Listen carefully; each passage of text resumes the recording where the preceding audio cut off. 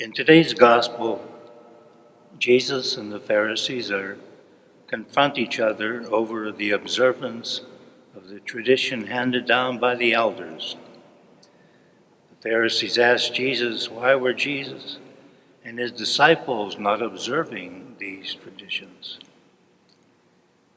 It might be good for us to look into the background of this confrontation.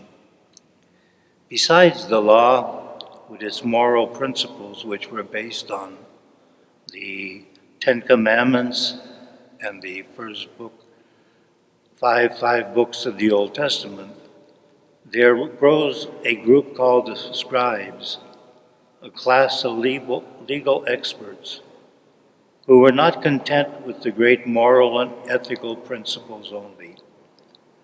They wanted these moral principles expanded and broken down into small pieces to regulate all occasions in every situation.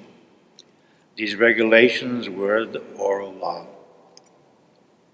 These rituals and ceremonials, like washing one's hands, were considered to be the essence of the gospel, of the service to God.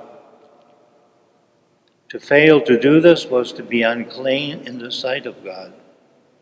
And here's where Jesus and the Pharisees differed. He believed they were putting too much on the oral tradition and not enough on the law itself. Jesus wanted to get to the heart and the spirit of the law.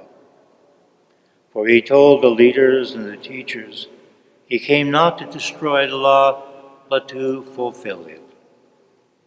In his argumentations with the Pharisees, Jesus quotes the prophet Isaiah, who accused the people of his day of honoring God with their lips, but their hearts were far from him. Jesus was pointing out a crucial point. Legalism may take account of a person's outward action, but it takes no account of a person's inner disposition.